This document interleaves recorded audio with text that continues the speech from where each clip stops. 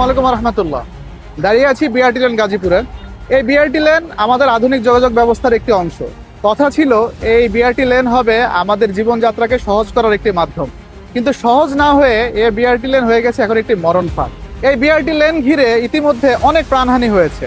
আমরা ইতিমধ্যে অনেক মর্মান্তিক সংবাদ আমরা দেখেছি। এটার অন্যতম বড় কারণ হচ্ছে বিআরটি লেন সংলগ্ন ওভারব্রিজগুলো বন্ধ থাকা, যার কারণে মানুষকে জীবনের ঝুঁকি নিয়ে রাস্তার মাঝ দিয়ে পার হতে হয়।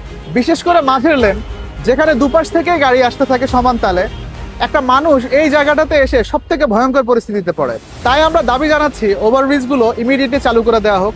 শুধু চালু করে দিলেই হবে না, যেন এগুলো ব্যবহার উপযোগী হয়, পর্যাপ্ত নিরাপত্তা ব্যবস্থা থাকে, রাত্রিকালীন পর্যাপ্ত লাইটিংয়ের ব্যবস্থা থাকে, এই জিনিসগুলো যেন এনশিওর করা হয়। আরেকটি গুরুত্বপূর্ণ বিষয় হচ্ছে এই বিআরটি লেন ঘিরে থাকা অসংখ্য শিক্ষা প্রতিষ্ঠান, যেখানে হাজারো শিক্ষার্থীকে প্রতিদিন জীবনের ঝুঁকি নিয়ে এ রাস্তা পাড়ি দিতে হয়।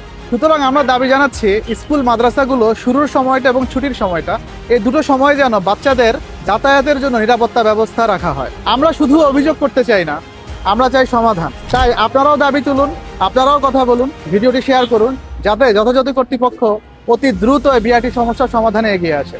কথা বলছি গাজীপুর নিয়ে, কথা বলে যাব একটা নিরাপদ এবং সুন্দর গাজীপুর গড়ার লক্ষ্যে। দেখা হবে আপনাদের সাথে আগামী ভিডিওতে। ধন্যবাদ সবাইকে। আসসালামু আলাইকুম রহমতুল্লাহ।